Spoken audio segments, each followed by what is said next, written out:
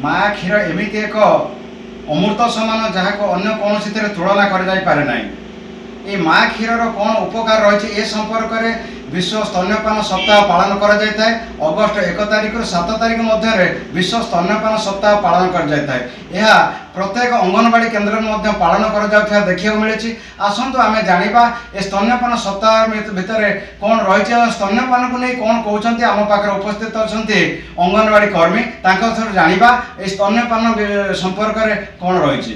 नमस्कार, मु स्नेहप्रभा साहू बरुणा एक अंगनवाड़ी केन्द्र कर्मी अटे। वर्तमान अगस्ट 1 तारिख रु 7 तारिख पर्यंत सारा विश्व रे विश्व स्तन्यपान सप्ताह पालन करा जाउछि। एक सचेतनता कार्यक्रम मध्य आम अंगनवाड़ी सेंटर रे मध्य ए सचेतनता कार्यक्रम करा जाउछि।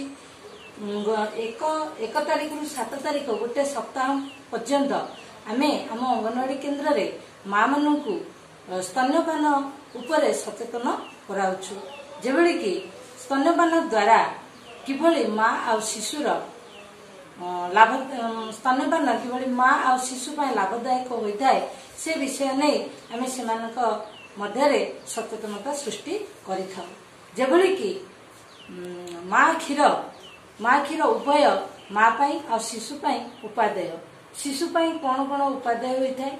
प्रथम कथा होची शिशु को यदि माँ रो कष क्षीर दिया जाए ताहेले शिशुर रोग प्रतिरोधक शक्ति बढ़ी थाए।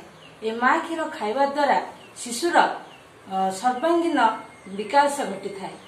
आउ जदि माँ स्तन्यपान कराइबा द्वारा ताकू जदि माँ छुआ को ता पाखापाखि रखुची ता पाखरु अलगा करूनी ताहेले तार 5टी इंद्रियर मध्य विकास होइथाए एवं स्तन्यपान कराइबा द्वारा माँ आ शिशु मध्य आवेगिक भाव मध्य बढ़ी थाए।